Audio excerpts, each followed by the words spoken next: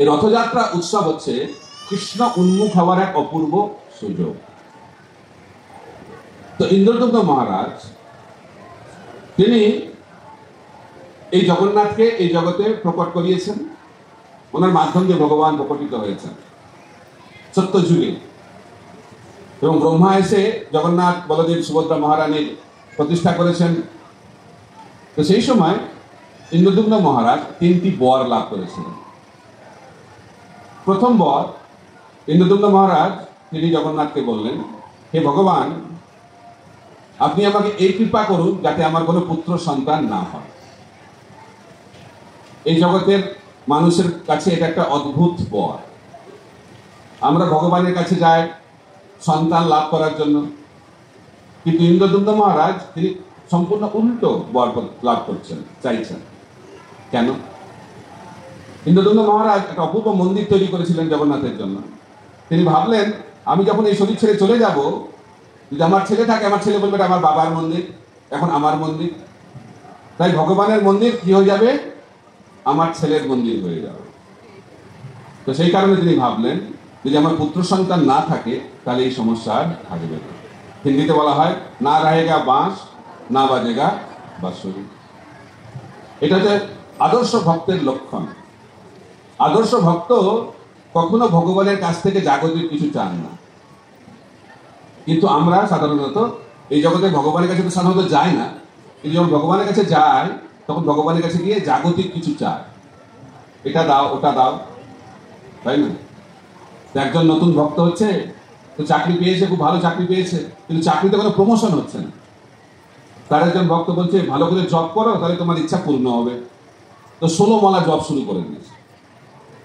তো 16 মালা জব যখন শুরু হয়ে গেছে, কিছুদিন পরে তার প্রমোশন হয়ে গেছে। বলছে, বাহ, ভগবান তো কৃপাময়, নাম কৃপা করেছে আমাকে, 16 মালা করে আমার প্রমোশন হলো। তাহলে যদি 32 মালা করি তাহলে ডবল প্রমোশন হয়ে যায়। তো 32 মালা শুরু করে দিয়েছি। কিছুদিন পরে চাকরিটা চলে গেছে। তখন ভাবছি, আরে জব করে কি লাভ? তা আমাদের সবসময় আমরা কি দেখি, আমি কি পাচ্ছি। ভগবান কখন করুণাময়? যখন আমি যেটা চাইবো সেটা যদি পেয়ে যাই, ও তাহলে ভগবান খুব কৃপা করছে। আর ভগবানও আমাদের যেমন লাড্ডু খাওয়াতে থাকে, আর আমরা যদি লাড্ডু খেয়ে সন্তুষ্ট হয়ে যাবো তাহলে আর ভগবানকে কখনো পাবো না। চৈতন্য মহাপ্রভু কি বলছেন, যে আমাকে ভজনা করে আর জাগতিক কিছু চাই, সে হচ্ছে একটা মূর্খ। যে ভগবান আমাকে বৈকুণ্ঠ প্রদান করতে পারে, তার কাছে গিয়ে বলবো, আমি ব্রেকফাস্ট পাচ্ছি না, লাঞ্চ পাচ্ছি না, দয়া করে তার ব্যবস্থা করে দিন। আমার বাড়ি নাই, বাড়ি করে দিন। আমার এটা নাই, ওটা নাই, ব্যবস্থা করে দিন। এটা বুদ্ধিমানের লক্ষণ না মূর্খতার লক্ষণ? একটা ছোট্ট কাহিনীর মাধ্যম দিয়ে আপনাদেরকে বোঝানোর চেষ্টা করবে। কারণ এটাই তো আমাদের সমস্যা। এই জগতে বেশিরভাগ মানুষ ভগবানকে মানে না, কিন্তু যারা মানে তারা ভগবানের কাছে গিয়ে জাগতিক জিনিস চায়। কারণ তারা জানে না ভগবানের কাছে গিয়ে কি চাইতে হয়। ইন্দ্রদুম্ন মহারাজ শেখাচ্ছেন আমাদেরকে ভগবানের কাছে কি চাইতে হয়। যদি ভগবান আমাদের সামনে এসে যায়, যদি ভগবান বলে বর দেবো, আমি কি বর চাইবো, তার জন্য শিক্ষা প্রয়োজন। ইন্দ্রদুম্ন মহারাজ আদর্শ ভক্ত হিসেবে আমাদেরকে শিক্ষা দিচ্ছেন। তো 3 জন বন্ধু রাজার কাছে গেছে। তো রাজা অত্যন্ত দানী রাজা, দান দিচ্ছে সবাইকে। তো প্রথম বন্ধু রাজার সামনে উপস্থিত হয়েছে। তো প্রথম বন্ধুকে জিজ্ঞেস করে, রাজা তোমার কি চাই? তো প্রথম বন্ধু বলছে, আমার বাড়িটা ভাঙাচোরা বাড়ি, দয়া করে যদি একটা বাড়ি বানিয়ে দেন খুব ভালো হয়। তো রাজা মন্ত্রীকে ডেকেছে, বলছে এনার জন্য একটা ভালো বাড়ি বানিয়েছে। তো প্রথম বন্ধু খুব খুশি। তারপরে দ্বিতীয় বন্ধুকে ডেকেছেন রাজা, আপনার কি চাই? তো দ্বিতীয় বন্ধু বলছে, আমার বাড়িটা নতুন জায়গায় বাড়ি, তো রাস্তাটা ভাঙাচোরা, তো আপনি দয়া করে একটা রাস্তা বানিয়ে দেন খুব ভালো হয়। তো রাজা মন্ত্রীকে ডেকেছে, মন্ত্রীকে ডেকে বলছেন এনার জন্য একটা সুন্দর রাস্তা, বাড়িতে যাওয়ার রাস্তা বানিয়ে দিন। তো দ্বিতীয় বন্ধু খুব খুশি। তো তৃতীয় বন্ধুকে ডেকেছে রাজা। তো তৃতীয় বন্ধুকে জিজ্ঞেস করেছে, তোমার কি চাই? বলছে, আমার কিছু চাই না। না, কি চাই? কিচ্ছু চাই না। তো রাজা বলছে, আমি তো দিতে চাই, তোমাকে কিছু নিতেই হবে। বলে, ঠিক আছে, আপনি যদি কিছু দিতে চান তাহলে আমার বাড়িতে এসে আপনি থাকবেন, আমন্ত্রণ রইল। তো রাজাটা খুব খুশি হয়ে গেছে, বাহ ভালো তো। কিন্তু 2 বন্ধু ভাবছে তো মূর্খ আছে, জানে রাজাকে রাখতে কত খরচা। আমরা সবাই কি দেখি কত যাবে, তাই না? কত যাবে। এখন তো এই জন্য লোক অতিথি বাড়িতে আসুক চায় না, তাই না? আগে লেখা থাকতো অতিথি দেব ভব, আর দরজাও খোলা থাকতো। দরজা খোলা মানে অতিথিকে আমরা আমন্ত্রণ জানাচ্ছি, আসুন, সুস্বাগতম। আর অতিথিকে দেবতার মতো সম্মান করা হতো। এখন তো দরজা সবসময় বন্ধ, আর দরজার বাইরে আবার লেখা আছে কুকুর থেকে সাবধান। তো কে যাবে এই বাড়িতে? কেউ তো যাবে না, চাইও না কেউ আমাদের বাড়িতে কেউ আসো, তাই তো? এটা হয়ে গেছে এখন আমাদের অবস্থা। এখন রাজা খুব সন্তুষ্ট হয়ে গেছে, আরে আমাকে অতিথি হিসেবে ডাকছে, তো মন্ত্রীকে ডেকেছে। মন্ত্রীকে ডেকে বলছে আপনি সব ব্যবস্থা করুন, আমি ওর বাড়িতে গিয়ে থাকবো।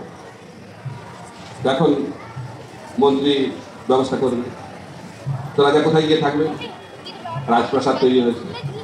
রাজা কোন পথে যাবে? রাজপথ তৈরি হয়েছে, পুরো জায়গাটা রাজনগরীতে পরিণত হয়েছে। তো কে বুদ্ধিমান? কে বুদ্ধিমান ভাবছে না কোথাও নাকি? কে বুদ্ধিমান? তৃতীয় বন্ধুটা বুদ্ধিমান, কিন্তু আমরা কোন দলে পড়বো? প্রথম আর দ্বিতীয় দলে পড়বো। কিন্তু পরে দেখা যাবে, এখন তো বাড়িটা নিয়ে নি, পরে দেবে কি দেবে না ঠিক নাই। আমরা খুব চালাক নিজেকে ভাবি, কিন্তু ভগবান হচ্ছেন সমস্ত চালাকের পরম চালাক। তাই ভগবানের সঙ্গে চালাকি করে কোনো লাভ নেই, কারণ ভগবান জানেন আমাদের হৃদয়ে কি বাসনা রয়েছে। তাই জড় বাসনা যদি থাকে তাহলে ভগবানকে পাওয়া যাবে না। তাই কৃষ্ণ ভক্ত নিষ্কাম অতএব শান্ত, ভক্তি মুক্তি সিদ্ধিকামী সকলেই অশান্ত। তাই আমরা যদি ভগবানকে পেতে চাই তাহলে জড় কামনা বাসনা থেকে মুক্ত হতে হবে। তাই ইন্দ্রদুম্ন মহারাজ একজন নিষ্কাম ভক্তের আদর্শ উদাহরণ। তিনি চাইছেন না যে তার পুত্র সন্তান হোক, কারণ তিনি নিষ্কাম ভাবে জগন্নাথের সেবা করতে চান। উনি তো সন্তুষ্ট হয়ে গেছেন, কিন্তু ওনার স্ত্রী পত্নী গুন্ডিচা দেবী দুঃখিত হয়ে গেছেন। মায়ের বোন তো বলছে আমার কোনো ছেলে নেই, আমাকে কে দেখবে, শ্রাদ্ধ কে করবে?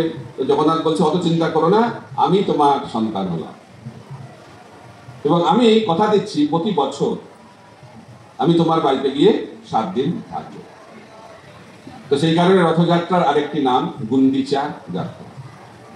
বোঝা গেল?